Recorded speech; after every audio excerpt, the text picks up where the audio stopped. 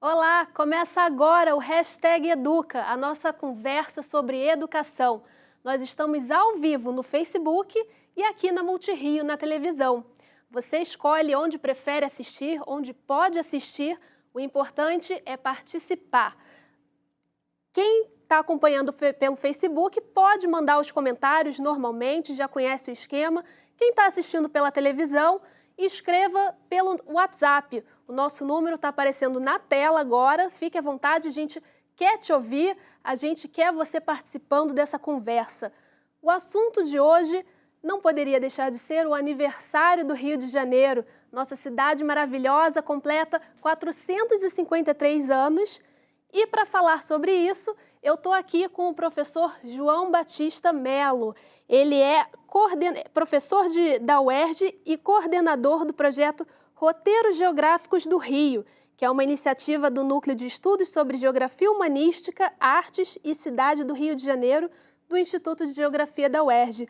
Professor, seja muito bem-vindo ao Hashtag Educa. Tá ótimo, estamos em festa, aniversário do Rio de Janeiro, e sempre é muito bom falar sobre o nosso lar, o nosso lugar, né, o nosso Rio de Janeiro.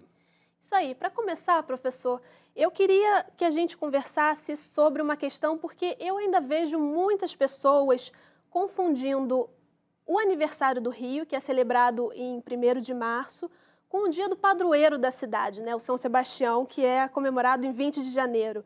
Por que existe essa confusão? A Estácio de Sá fundou a cidade dia 1º de março, mas o dia do padroeiro é dia 20 de janeiro. Antes da fundação da cidade, 1º de março de 1565, consta, né, um mito, uma lenda, uma crença, que São Sebastião teria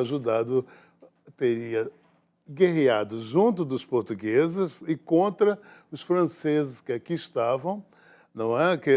Os franceses se aliaram aos índios Tamoio. Tamoio era uma confederação, né? Não existia essa etnia, essa aldeia da Tamoio. Então, são os índios de um lado, junto com os franceses, chegaram a ser 600 na Baía de Guanabara e na Ilha do Governador, os franceses. Casaram com índios e tal, e eles eram inimigos dos portugueses, os índios.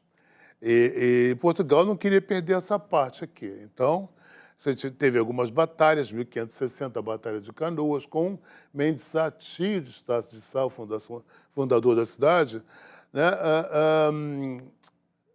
Mendes Sá guerreando contra os franceses. Então, nesse mito, São Sebastião teria guerreado junto dos portugueses, e é por isso que a cidade é dedicada a São Sebastião. São Sebastião foi flechado, né? Ele não chegou a ser morto com as flechas, mas ele foi flechado, né? Os grupos gays utilizam São Sebastião como ícone, mas não tem nada a ver, porque, na verdade, a sua nudez faz parte da expiação, faz parte do castigo, ficar exposto nu no espaço coletivo. E, então, ele foi flechado, São Sebastião, no ano 250.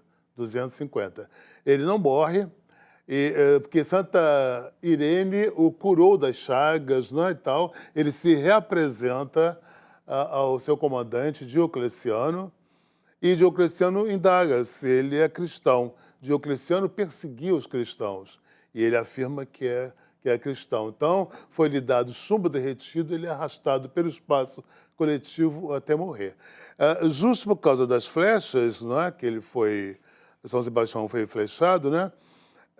Os portugueses, então, rogaram, suplicaram a São Sebastião que eles, portugueses, ficassem livres das flechas indígenas, né? E aí, então, por isso a cidade dedicada a São Sebastião.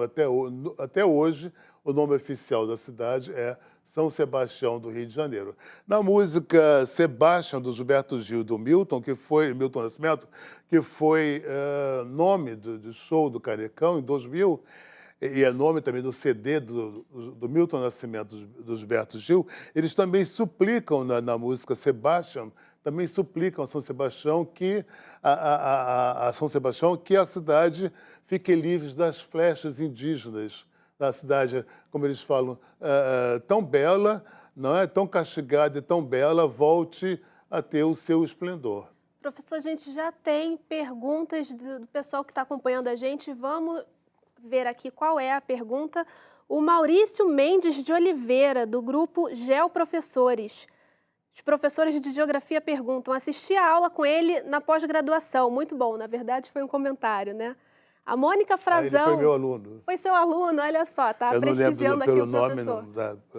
A Mônica Frazão, via WhatsApp, pergunta: gostaria de saber que atividades posso propor para os meus alunos conhecerem mais a geografia do Rio. É isso aí, o professor já vai responder, mas vocês, continuem mandando perguntas, comentários, sugestões, são muito bem-vindas.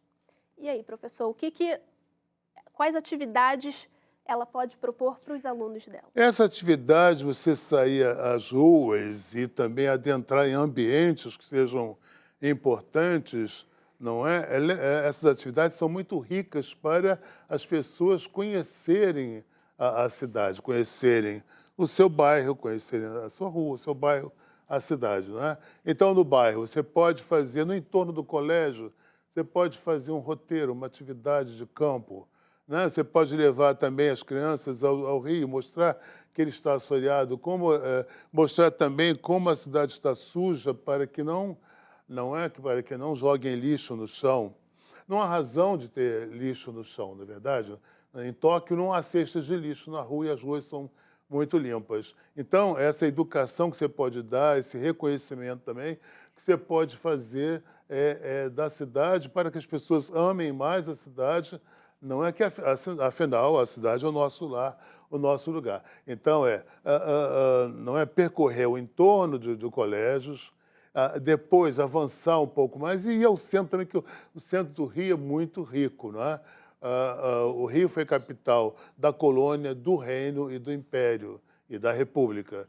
Então, você tem, sobretudo no centro, lá os testemunhos geográficos, uma história rica, né, da questão de toda uma política, religiosidade que o Rio teve ao longo desses séculos. Mas, por exemplo, o centro do Rio é um lugar muito rico, mas às vezes uma escola, digamos assim, na Zona Oeste, às vezes, nem sempre, até por questões de logísticas, a escola consegue levar os alunos até o centro da cidade.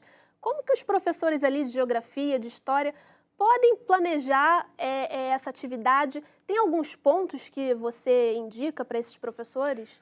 No centro da cidade?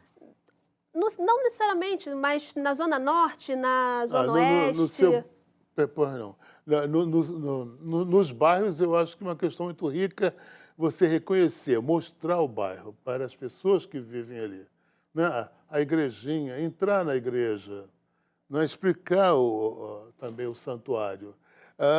Também as lojas comerciais, a importância que elas têm né, naquele âmbito do bairro. Percorrer as ruas e os bairros, as ruas do bairro para, né, mostrar toda essa riqueza que o bairro tem e que nós precisamos entender e amar mesmo. Né? A gente fala tanto de conhecer o Rio de Janeiro, às vezes o nosso próprio bairro é um bom começo, né? Com certeza absoluta. Vamos falar um pouquinho sobre o projeto que você coordena, que é um projeto, assim, uma iniciativa muito legal para se conhecer melhor a cidade, né? Você faz roteiros a pé pelas ruas do Rio, né? Isso, eu faço roteiros a pé pelas ruas do Rio, grátis, de manhã, de tarde, de noite e de madrugada, dependendo. Alguns roteiros são temáticos, exemplo, as catedrais de São Sebastião do Rio de Janeiro, que a gente faz na véspera do Dia do Santo, que não é possível fazer, né, no Dia do Santo, porque a Avenida Chile fica apinhada, a catedral também, então então a gente faz na véspera. Esse é um roteiro. Então, de Tiradentes, a gente faz percorrendo as ruas do Rio, claro que foram muito modificadas, mas que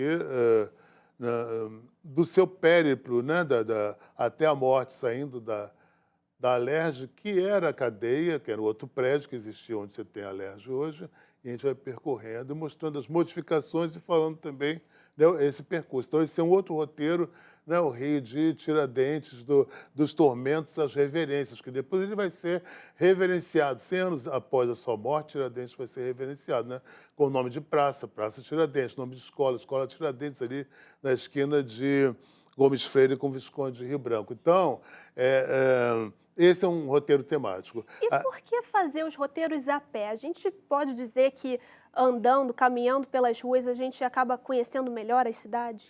Com certeza, né? Porque aí você chama atenção para o calçamento de pé de moleque, o calçamento de pé dos portugueses, o calçamento esse, aquele outro. Você pode mostrar, então, os sobrados, não é? Da riqueza dos sobrados que eles encerram, não é? Com a arquitetura portuguesa, que existe muito ainda, sobretudo no centro do Rio, em outros bairros também, mas no centro do Rio, sobretudo. E você pode, não é, valorizar aquele prédio, aquele testemunho geográfico. Então, por isso, então, a gente também vai a pé e porque é de graça, né? Então, Claro, claro. é só né, nós caminharmos, né? E quem que costuma participar mais? São turistas ou são cariocas? Eu pergunto isso porque, principalmente quando a gente pensa no centro da cidade, né, com aquela multidão de pessoas indo e vindo, a impressão que dá é que o carioca passa na frente dos lugares, mas não necessariamente ele conhece a história daquele lugar. Isso é verdade? O carioca conhece? Ou qual é a impressão que você tem? Conhece um pouco, mas não é? E é muito gratificante quando nos falam agora eu reconheço, né, a beleza do lugar, o simbolismo, né? Então, por exemplo, domingo, a gente faz domingo no centro do Rio. A gente começa no Mosteiro de São Bento, que é lindo, né? A gente assiste a 5 minutos da missa com cantos gregorianos. A gente vai lá atrás, no alto, né, no Mirante. O Rio tem mirantes extraordinários, uma pena que não sejam tão explorados, né? A gente desce pela Avenida Rio Branco, a gente vai a Candelária e finaliza na Pira Olímpica. Então, você tem diversas temporalidades, diversos assuntos para abordar nesse trajeto. Quando a gente faz também o da madrugada, também a gente pode abordar aspectos não é, da madrugada do Rio. A gente só faz no verão, né? E carioca odeia dias de frio. Andar na chuva. Cariocas não gostam de dias nublados, como escreveu a Calcanhoto, mas também não gosta de dias de frio. É interessante que, às vezes, a gente tem dias de muito calor, 40 graus, a gente tem 150, 180 pessoas. A gente usa o megafone, eu uso o megafone para poder falar, né? Mas dias de frio, não. Dias de frio aparecem 30 pessoas, 40 pessoas. A carioca definitivamente não gosta, né, não gosta de frio. Mas, então, aí você tem diversos temas, né? O Campo de Santana. A gente faz no entorno do Campo de Santana e a gente também no Campo de Santana. Então, a gente sai desde da Light, que agora é um centro cultural, né? Tem instalações também da Light, mas a gente vai ao centro cultural. A gente vai na Central do Brasil, que muita gente nunca entrou na Central do Brasil. Isso É um prédio uma belíssimo pena. interior, não é? Muito bonito. Ali está também o nicho, a Santana, que foi a avó de Jesus, que ali era igrejinha. Na Central era a igrejinha de Santana. Foi derrubada para, não é, a construção da Central do Brasil, para que os trens começassem a circular em 1858, no Rio de Janeiro. E a gente vai ao Arquivo Nacional, o Centro Cultural do Arquivo, que é belíssimo. A UFRJ tem nos concedido também a gente ir ao salão onde era o Senado, não é? Tem bastante Tem. ponto que as pessoas podem conhecer, se interessar, né? A produção Exatamente. me avisou aqui que a gente tem mais interatividade, mas antes eu queria perguntar, professor, se conhecer o Rio é pertencer ao Rio. É exatamente isso, né? Você conhece, aí você pertence, aí você estabelece laços, não é? Com este lugar que você passa a valorizar. Vamos então para a interatividade. Primeiro temos um comentário.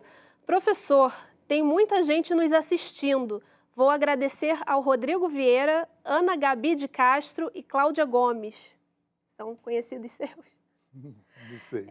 Roseli Pereira, via WhatsApp. Em termos de novidades, existe algum sítio geológico descoberto recentemente e que ainda é objeto de investigação? Tem ali na área do Porto Olímpico, né? Ainda estão investigando peças e mesmo lugares, né?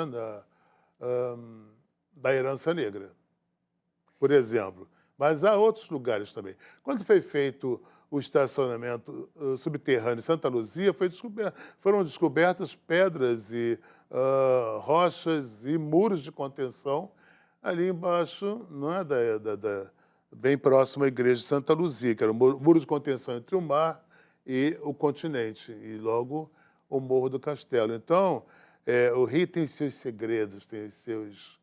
Não é que a gente tem que ir que a gente vai revelando também, descobrindo, aos poucos, revelando. claro. É. Professor, falando um pouco mais, né, sobre esses roteiros que você faz com as pessoas, já teve algum caso assim de alguma reação inusitada? O que as pessoas falam quando elas descobrem esses lugares que às vezes elas passam na frente no dia a dia e nunca tinham parado para prestar atenção? Você tem muitas pessoas que ficam surpresas com a sua cidade, né? Desde um hospital, a Santa Casa da Misericórdia é muito bonita, né? Justo por ser um hospital, as pessoas não olham. E quando a gente mostra, né, que a fachada é muito bonita, que tem no alto a rotunda, o medalhão com Nossa Senhora da Misericórdia abençoando os enfermos, as colunas, o limpador de pés que existia quando o Rio não tinha calçamento. Então, as pessoas, por exemplo, ficam muito surpresas com isso, né? Tem algum lugar assim, não necessariamente no centro, pode ser na Zona Norte, na Zona Oeste, ou até mesmo na Zona Sul, que é um lugar mais turístico, né? Mas que as pessoas, que você considera que as pessoas não conheçam e que deveriam conhecer, assim, um lugar fundamental que mexe com você? Olha, são diversos, né? A gente faz roteiros também no cemitério do Catumbi. Olha. Eu e a professora Olga Maíra, que doutorou-se, foi minha orientanda, né, de doutorado, e a gente faz também no cemitério do Catumbi. Eu acho que as pessoas deveriam perder o medo, perder, né, preconceito com respeito ao cemitério. Porque no cemitério, o cemitério é revelador da própria geografia da cidade, da própria política da cidade. Esse é não é um trajeto, um lugar que eu acho que as pessoas poderiam... A gente fez também o cemitério dos ingleses, a gente fez também São João Batista, mas a gente faz muito mais no cemitério de São João Batista. Que acaba sendo inusitado, né? Não é um lugar que as pessoas pensam que podem visitar e acabar aprendendo. Na Europa, você visita muitos cemitérios. Quando você chega na Argentina, em Buenos Aires, né, na tábua turística, lá está para você visitar o cemitério da Recoleta. No Rio de Janeiro, no Brasil, que há esse temor de cemitério, mas não há nenhuma razão, né? Agora, professor, um assunto que também gera muito interesse dos bairros, né? Tem alguns bairros com histórias muito interessantes, mas que às vezes também não são tão conhecidas. Tem algum exemplo assim que você possa dar para a gente? Nós já fizemos até na Vila Aliança, mas que é na Grande Bangu. Mas exige uma certa logística, né? E aí esse é a pé assim lá, mas a gente tem que ir de van. E nós fizemos na Vila Aliança e é um lugar que merece ser também revelado. Que é um bairro proletário, né? Surgiu como um bairro proletário, não é favela, né? Aliás, essa questão de favela, para mim, é algo absolutamente... Porque, veja bem, favela, para mim, era de madeira e zinco, que é um horror, né? Armazena muito calor, a madeira, o zinco também. Não havia água, não havia luz. Agora não, você tem as comunidades com casas de alvenaria, micro-ondas, microcomputador e tal, né? Então, essa questão de favela e comunidades, que eu sei que é bastante polêmica, né? Mas nós temos também outros pontos que devem ser traduzidos, que devem, né, na cidade. Isso aí. Infelizmente, professor, nosso tempo está acabando. Eu queria agradecer muito a sua participação. Acho que ficou um programa aí bem legal. A gente pode fechar falando da historinha de São Sebastião, né? Bem rapidinho. Do 1º de março. Em 66, 67, você teve temporais no Rio de Janeiro de 8 dias.